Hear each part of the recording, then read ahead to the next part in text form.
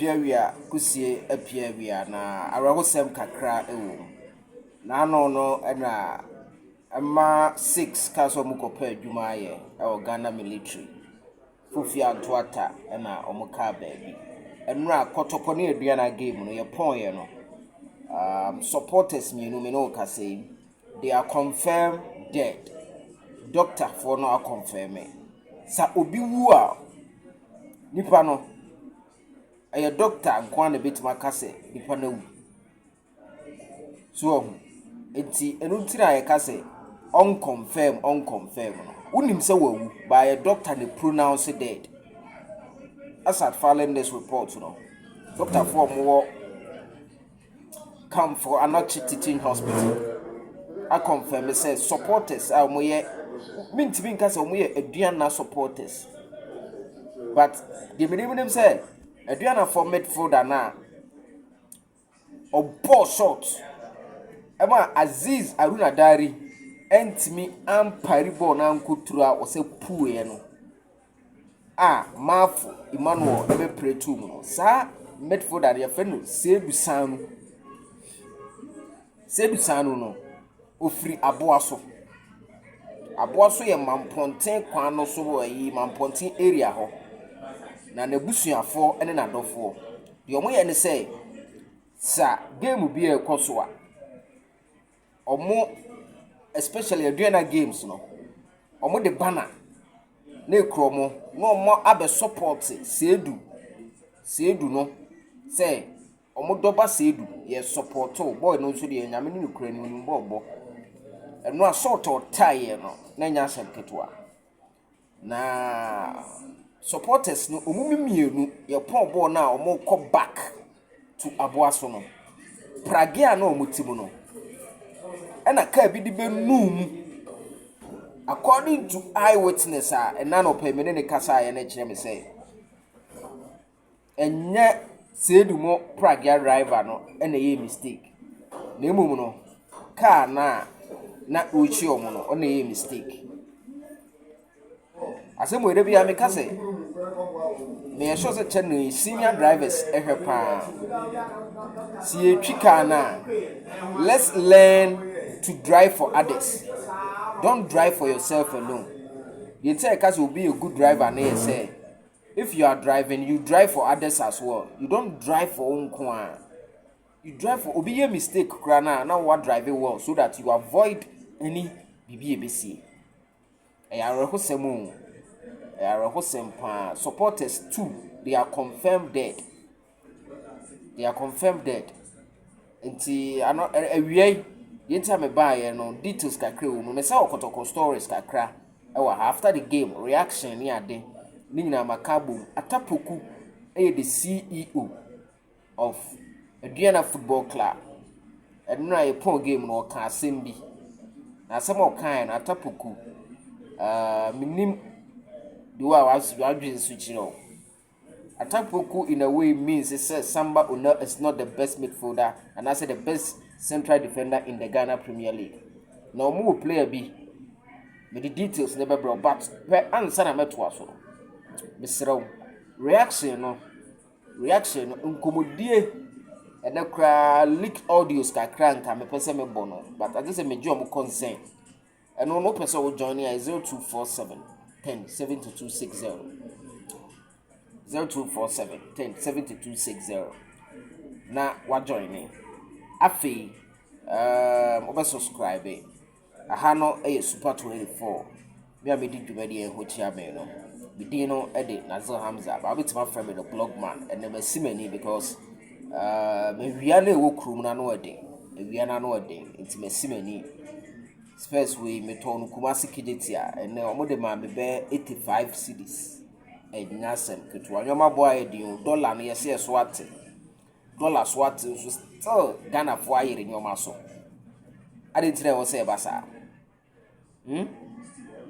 dollar no call 17 ye pija nyoma ma and now dollar no swat no nka space na nka mate so nka ma to different ones abe presentation but still dollar no swat no still Ghana for ntete nyoma so enso ba bi o mko fa na de ba bi o mko fa no Baby okofa ni oma no okoye atisu ebi okofa ne ma na okoye atisu onso kwabrane obeton obetiso no ntiso no ayere so taa adetira wo se basa adetira bibini adwinbone wo bibini tirimusa dollar swat nyomamu ayembre champion president NDC president mama baba yenyina ye support no yenye NDC fo but ye oye president nti wo baba bi e be support enso Ghana fo bi no adwinfin dollar no swat ya no matete nyoma so we emfa football ho but we say di wo mu aha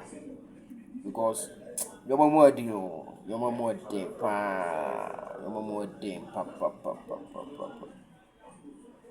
Kasim Mingle, the head coach of the Black Galaxies. You the Black Galaxies are omo ye the connected near friend the local blaster no. The local blaster no. No omo last tournament omo boy no.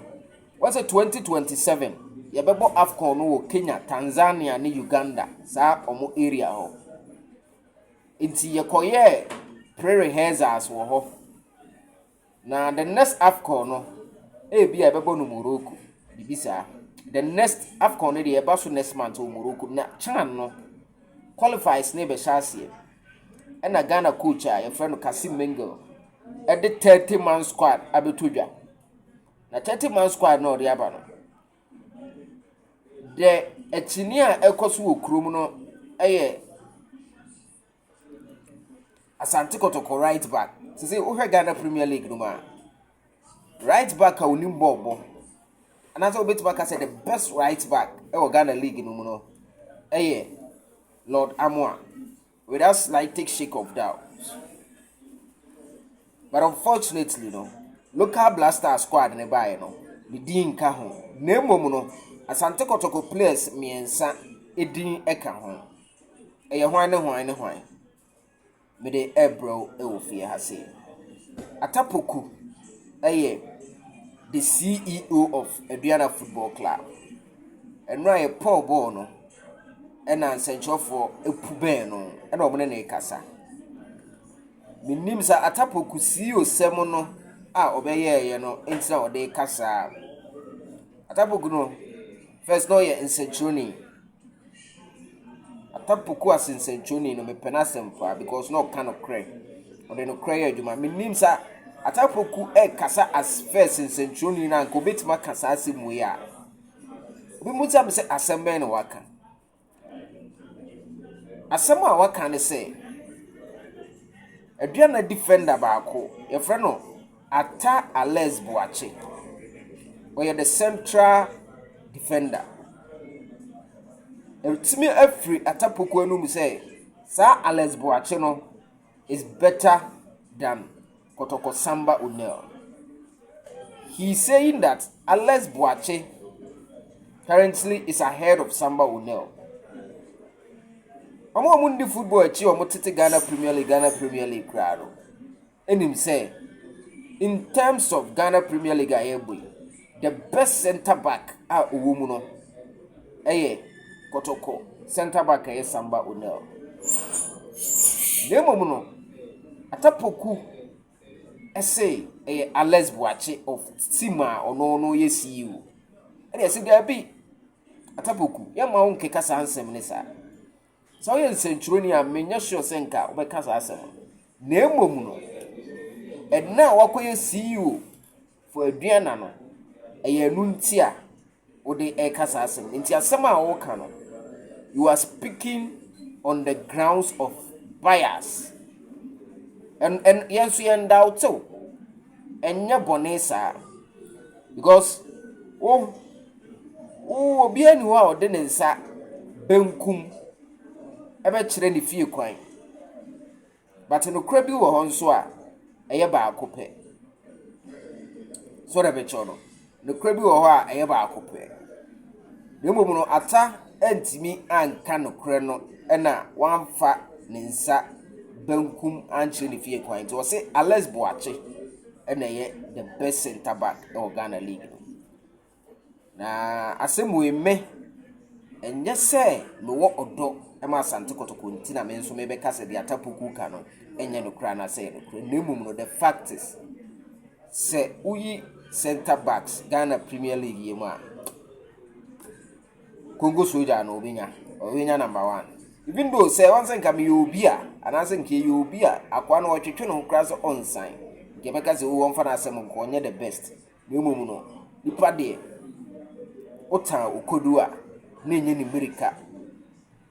Na no yesi wako sign a new contract with an agency no be mano akwenya ama nenya club a obeko free agent. Sa suma si dwadi a odi nyina obi amfa no ho. Na emom no ye de ehunu say we are the best center back in the Ghana Premier League. Eno ano no. Afi Yanko Kasim Menge list out the abetu dwa no. We know ose the list for campaign.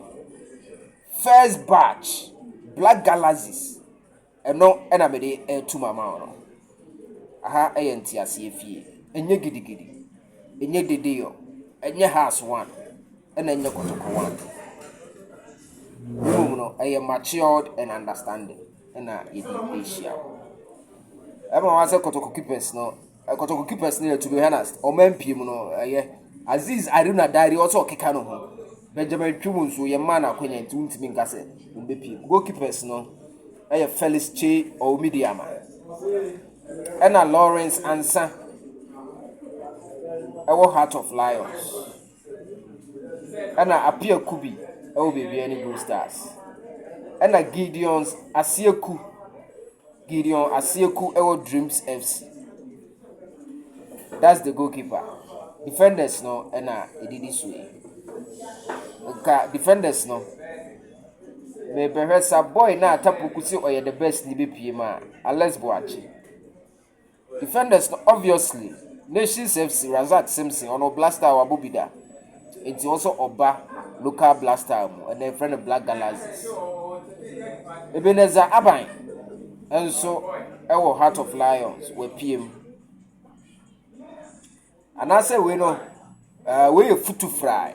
My men from foot to fry. On your defenders but no or your utility player. Kamadin Mamadou media man.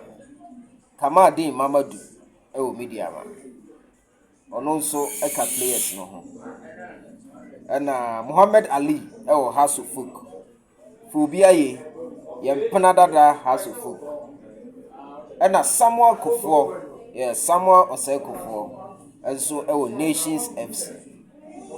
Isaac Yaru, Dreams FC. Isaac Yaru, Dreams FC. And Patrick Esiedu, Asante Kotoko.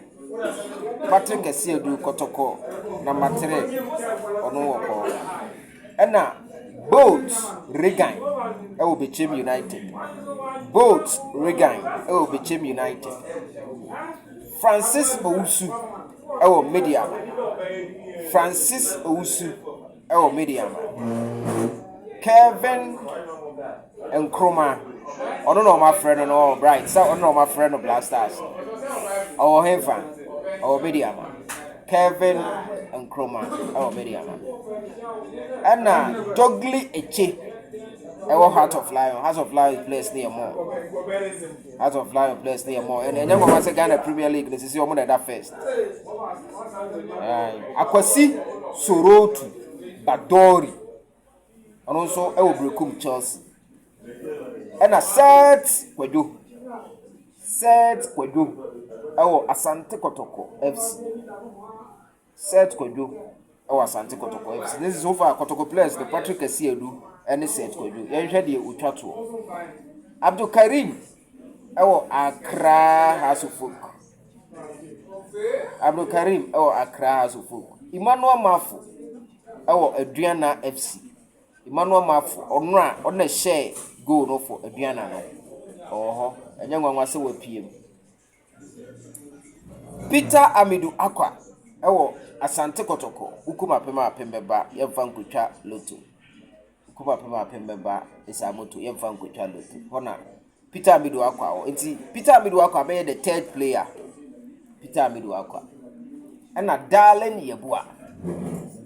Yebua ewo Bechem United Emmanuel Ano ewo Nations FC Emmanuel Ano he has been linked with Asante Kotoko Emmanuel Ano na oye very good midfielder attacking midfielder or Nations FC na yewo Emmanuel Mama enso ewo Samates Emmanuel Mama enso wo Samates na Emmanuel baako esa wo ha e friend Emmanuel Aban ono nso ewo Bechem United ntini a twese nka Emmanuel entry Asante Kotoko beba beta to about onka ho because na say injury ene ade ha no afei baby any go star striker e friend no Atakumi ono nso e likely say January Kotoko be sign local player ebitimi aye ono a exclusive konkonsa na mede tumu ha no Atakumi but the contract ankasa na ebewu at the end of this season ebi nso ana watwen no join Kotoko free but January no Kotoko titafo the coach see ehia striker Martin Kakari ewo Phobia ye Accra Hasufuku the Continental Club buses say oma yemre Kotoko ne oma abo matches bede o nso omuntimi enhye Kotoko na no ho de che no Shaibu Faiza ewo Brekum Chelsea Shaibu Faiza ewo Brekum Chelsea na Garba Faiza enso wo Karela Garba Faiza enso wo Karela Faiza boy no ubeka no Kotoko ehye Karela na anu ya 4-2 no ono ene ba mu second half no oba mu second half na Karela for no it be take anu mu ye 4-2 minim sa boy no ana Kusi Nana Asante enso ewo Vision FC Kusi Nana Asante enso ewo Vision FC. This is the 30-man provisional squad for the Black Galaxies. Enona Elisha.